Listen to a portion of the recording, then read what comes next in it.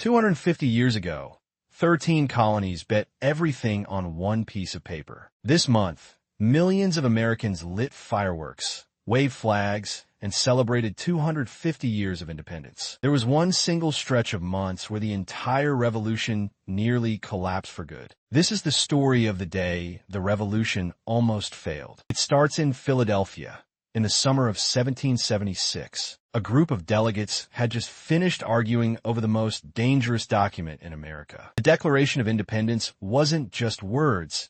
It was a signed confession of treason. Every man who signed it was legally putting a noose around his own neck. On July 4th, they signed it anyway, betting their lives on an idea. Benjamin Franklin reportedly joked that they'd better hang together or hang separately. But while they celebrated in Philadelphia, the largest invasion force Britain had ever assembled was arriving. George Washington had roughly 19,000 men, and most of them had never fired a shot in anger. Washington himself had never commanded an army this large in his entire life. Farmers, clerks, and teenagers made up most of his ranks, armed with whatever they owned. Across the water, Britain's soldiers were some of the best trained fighters on earth. 7 weeks after independence was declared, the British made their move. 20,000 British troops landed on Long Island and quietly slipped around the American flank at night. The Americans never saw them coming until it was already too late. By mid-morning, the American lines were surrounded on 3 sides at once. In a single morning,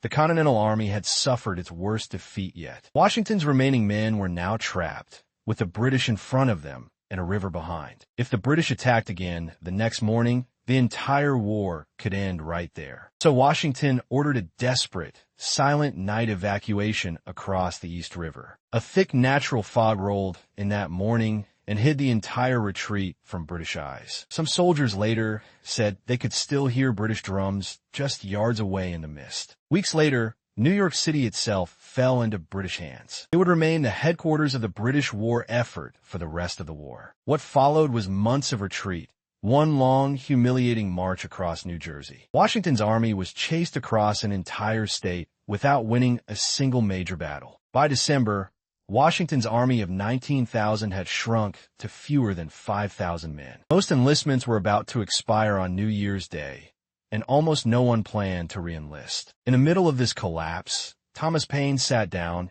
and wrote something desperate. "These are the times that try men's souls," he wrote, and soldiers actually read it by firelight. Officers ordered it read aloud to every regiment, hoping it might hold the army together. He began planning something almost nobody expected, a strike back across the icy Delaware River. The target date was Christmas night, when no one would expect an attack. The target was a garrison of Hessian soldiers stationed in the town of Trenton. The Hessians assumed no army would dare fight through a winter storm on Christmas. So on the night of December 25th, Washington's men began crossing the icy Delaware in a blizzard. The crossing took so long that the attack fell hours behind schedule. Washington knew that if the sun rose before they reached Trenton, the surprise would be gone. They pushed forward anyway, marching 9 miles through a freezing snowstorm. At least 2 soldiers reportedly froze to death before they even reached the town. When they finally reached Trenton, they caught the Hessian garrison completely by surprise. Nearly 900 enemy soldiers were captured,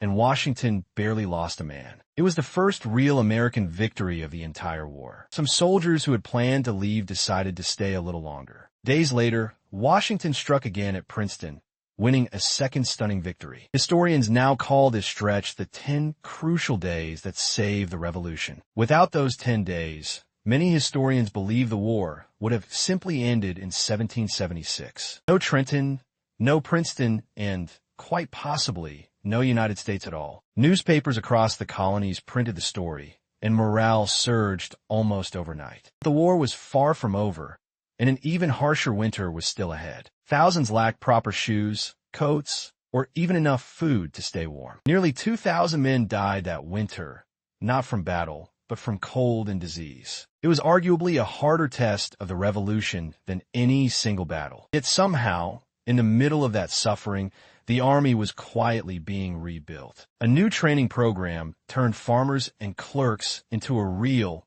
disciplined fighting force. The army that marched out of Valley Forge that spring was almost unrecognizable. Meanwhile, Benjamin Franklin was in Paris, working to convince France to join the war. After Trenton and Princeton proved the Americans could actually win, France finally signed on. French ships, soldiers, and money began pouring into the American war effort. None of that alliance happens without that first fragile victory at Trenton. For years afterward, the war dragged on across the colonies, North and South alike. It would take 5 more grueling years to reach the war's final turning point. At Yorktown in 1781, combined American and French forces trapped the British Army completely. With no escape and no reinforcements, the British commander finally surrendered. It was effectively the last major battle of the Revolutionary War. 2 years later, in 1783, Britain formally recognized American independence. 7 long years after that parchment was signed,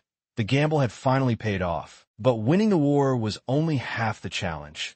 Next came building an actual government. In 1787, delegates gathered again in Philadelphia to write the Constitution. The debates were bitter, and the new nation nearly split apart before it even began. When asked what kind of government they had created, Franklin reportedly said, "A republic, if you can keep it." That warning still echoes because the whole system was built to be fragile on purpose. Power was deliberately split apart so that no single person could ever hold it all. It was an experiment nobody could guarantee would actually survive contact with real people. So here we are, 250 years after that first impossible gamble. This July, fireworks lit up skies across the country to mark that anniversary. But it's worth remembering how many small, fragile moments made this anniversary possible at all. A single foggy morning, a single frozen river crossing, changed the entire outcome of history. There was nothing inevitable about any of this. It could have failed a dozen different ways. If that fog hadn't rolled in, or that river crossing had failed, history could look completely different. Washington himself later admitted he was never certain the cause would actually succeed. He once wrote that perseverance and spirit have done wonders in every age of history. It wasn't generals or kings who carried that spirit. It was ordinary farmers and tradesmen. They had no guarantee of winning, only a decision to keep going anyway. That single choice, made over and over by exhausted people, is what actually built this country. 250 years later, that decision is still the whole point of the holiday. Not the fireworks, not the barbecues, but the fact that it almost didn't happen at all.